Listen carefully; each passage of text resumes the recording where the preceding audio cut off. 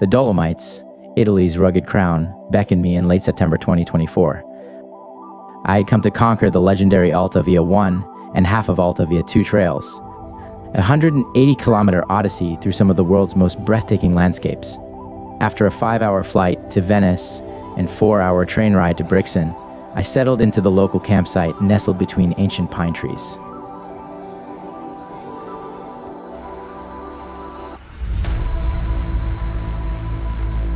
I began my journey on the Alta Via 2 trail, winding through Brixen's picturesque streets and into the Puey's Odal Nature Park.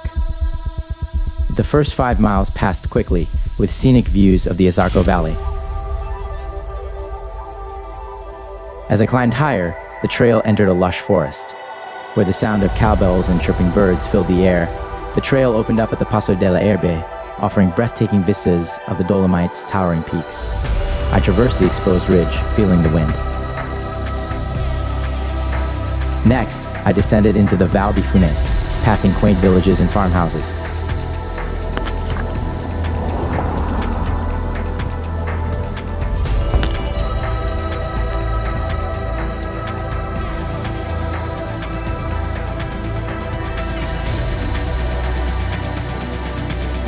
Around mile 20, I reached a small refugio seeking shelter and guidance. However, the refuge's keeper, a gruff, weathered woman, greeted me with disdain. "Camping? You can't camp here." She barked and told me off, eyeing my backpack suspiciously. I departed, Coke in hand, feeling rattled but determined. The encounter left a sour taste, but I pressed on, fueled by adrenaline and stubbornness.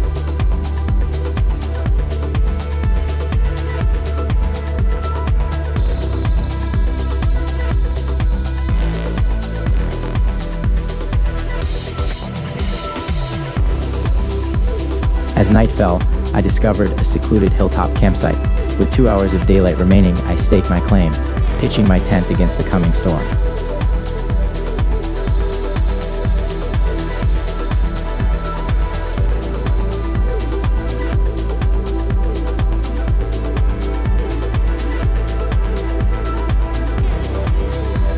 I secured my tent, bracing for the worst. Would my gear hold strong against the fury of the Dolomites?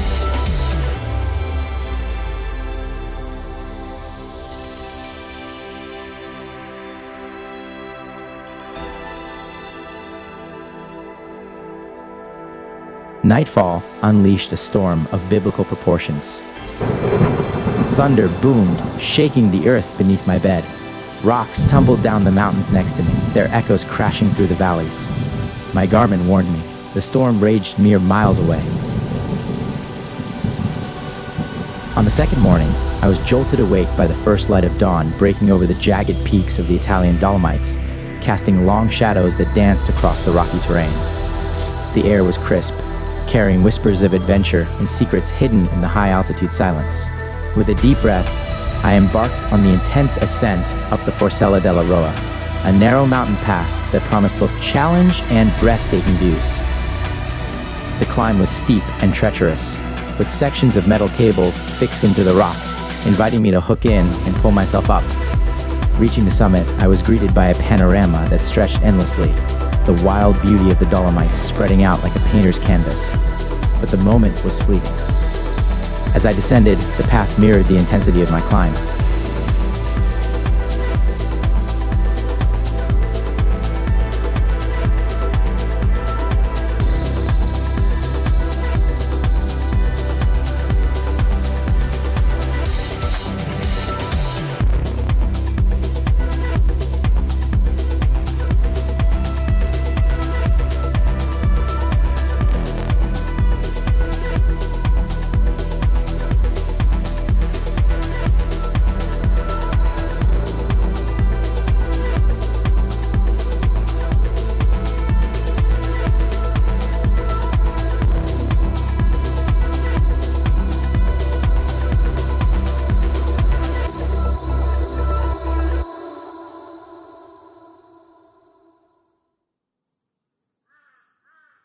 After an exhausting trek, I finally arrived at a small refuge, hoping for a warm meal to replenish my energy.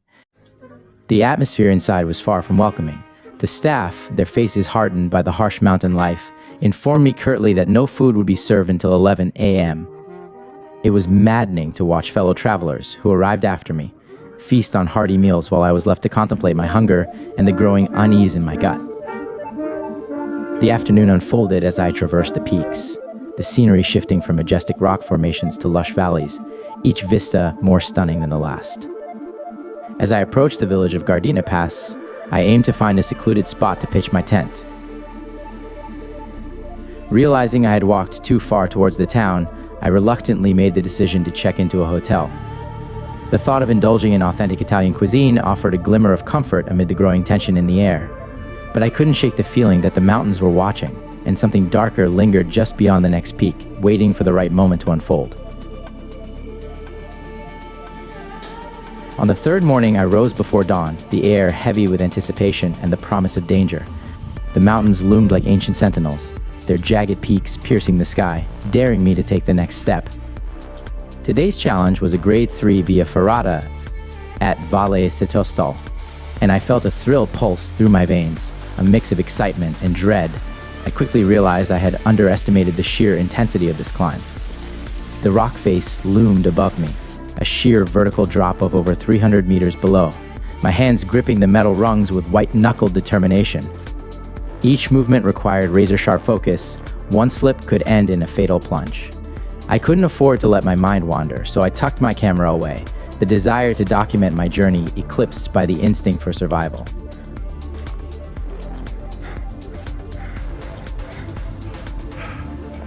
Once atop the mountain's plateau, I paused to catch my breath. The landscape stretched out like a vast, unforgiving ocean of rock and sky, and for a brief moment, I felt invincible.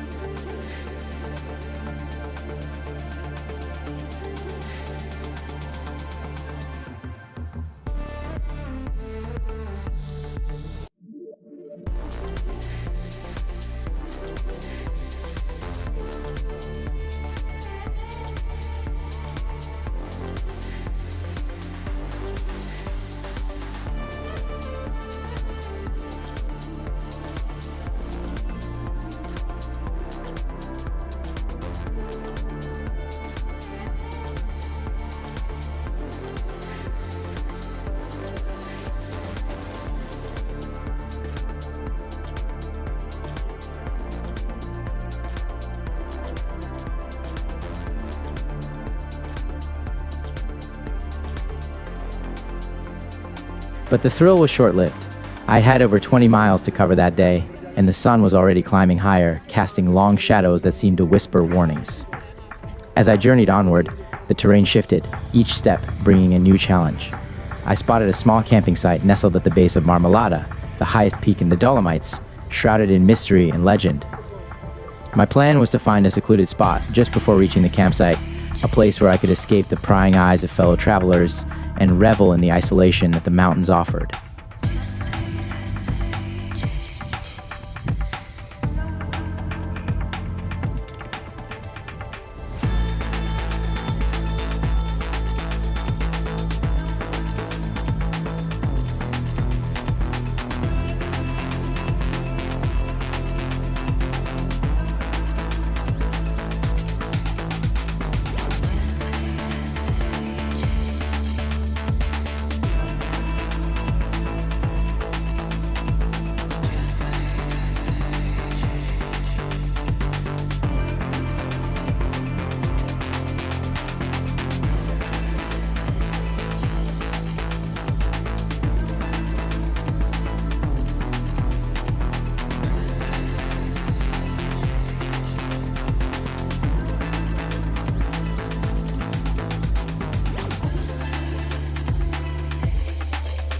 "4 days and 60 miles of relentless hiking, and I had reached the halfway point on the Alta Via 2.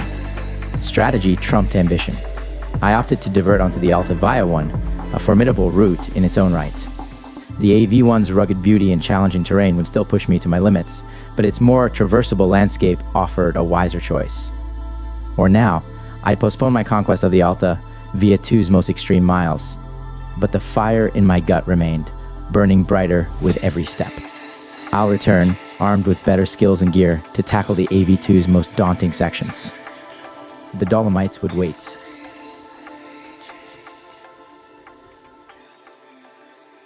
Days of thumbing rides and cramped public transit finally yielded to the rugged beauty of the Alta Via 1. I set out into the deluge, rain lashing at my skin like a refreshing baptism. Fog shrouded the landscape, veiling the trail's secrets. And then, like a mirage, a refuge materialized.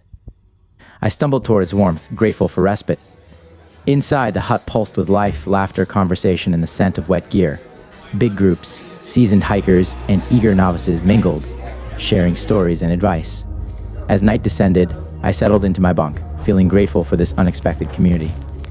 The Alta Via 1 might be busy, but its spirit remained untamed, and I was eager to tackle it alongside my new fellow travelers. Today I woke up on the Alta Via 1, the morning fog wrapping around me like a shroud, thick and heavy. It was my second day, and the trail stretched ahead, reminiscent of the rugged Scottish Highlands, wild, untamed, and unforgiving. As I pushed forward, I passed refuge huts and swarms of hiking groups, their chatter slicing through the silence like a knife. This wasn't the Alta Via 2, this was a different beast altogether. The crowds were suffocating. This trail might lack extreme challenges, but that didn't mean it was devoid of danger. Every day, hundreds descended upon this path, their presence a reminder of how brutal the mountains could be. The refuge huts, spaced every few miles, offered a false sense of security, a cold beer, and a warm meal ready to lure the weary traveler. I'd usually seek solitude, craving the raw thrill of the untouched wilderness. But in this chaos, I found a strange comfort. Who could complain when sustenance was only a few miles away? The Alta Via 1 was a battlefield where the mundane met the wild, and I was here to conquer it. Reaching the lake, I felt invigorated. Filtering its waters, I savored the taste of self-sufficiency. I devoured the miles, my boots crushing the terrain. World War I bunkers and tunnels stood as testaments to history's resilience. Every step forward was a victory.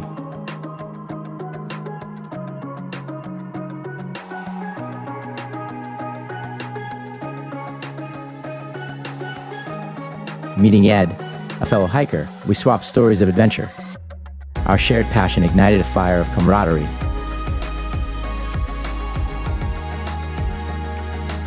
The Alta Via 1's winding path through valleys and lower passes showcased nature's majesty.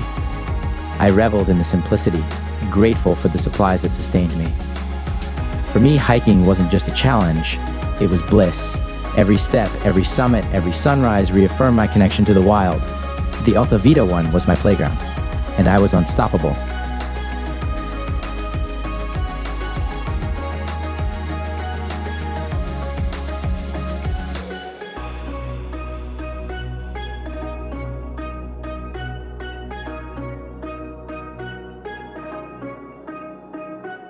All refuge huts offer shelter, but I remain cautious. Limited supplies and no electricity require strategic planning. I avoided potentially dodgy food. Relying on my expertise and past experiences, most refuge supplies arrive by donkey or helicopter maybe once every other week. A fragile lifeline.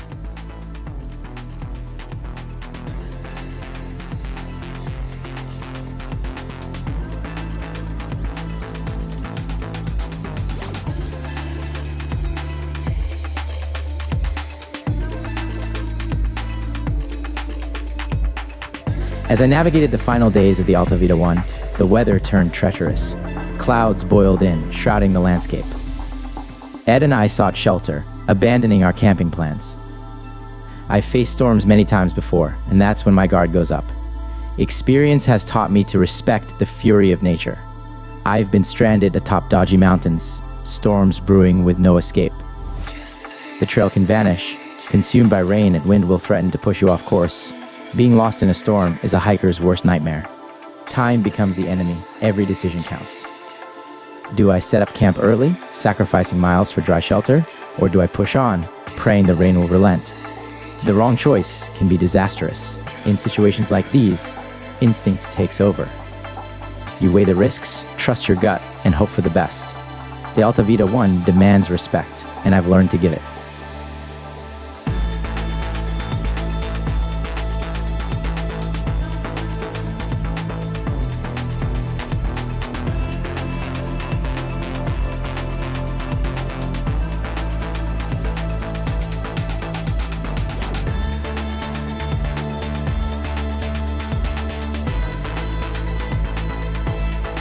Now on our fourth day on the Alta Via 2, Ed and I confronted our first major river crossing.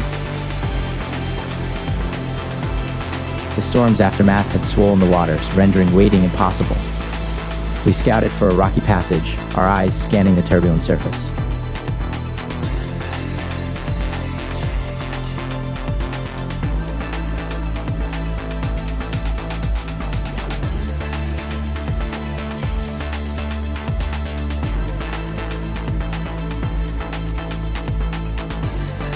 As we navigated the day's descent, the landscape transformed. Lush grass and trees replaced jagged peaks, and the mountains receded into the distance. The trail unwound, a serpentine path through a verdant valley.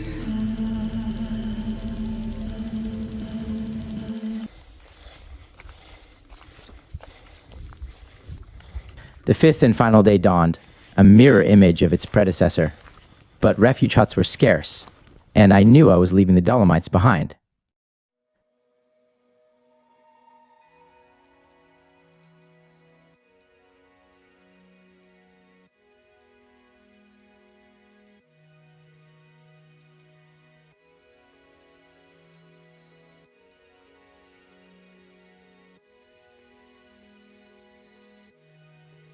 The afternoon unfolded as a steep, grueling, grassy ascent culminating in a dense forest. At the trail's end, I faced a decision. The finale was abrupt, terminating at a rural bus stop. I'd been warned. The bus arrived infrequently, and I'd need to hurry to avoid a lengthy wait. I sprinted, hiking machine mode activated. Breathless at the bus stop, I reflected on my journey. A familiar regret resurfaced. Why had I rushed? This wasn't the first time. I'd experienced the same pang after completing the Pacific Crest Trail and countless other long-distance hikes. Always the same pattern: push hard, finish strong, and then wish I'd savored every step. The Dolomites were no exception. I wished I'd lingered on the mountain passes, absorbed more of the breathtaking views, and connected deeper with fellow hikers. Yet, the Dolomites had left an indelible mark. I vowed to return, armed with proper climbing gear and friends by my side, to conquer more via ferratas. The siren call of adventure still echoed within. As the bus whisked me away, I gazed back at the receding mountains, my heart already plotting the next conquest. Epilogue: the Alta Via 1 and 2 had tested my limits, forged unbreakable bonds, and etched unforgettable memories. Perhaps one day, I'll learn to balance pace with presence. Until the next trail calls, I'll carry the Dolomites' rugged beauty within.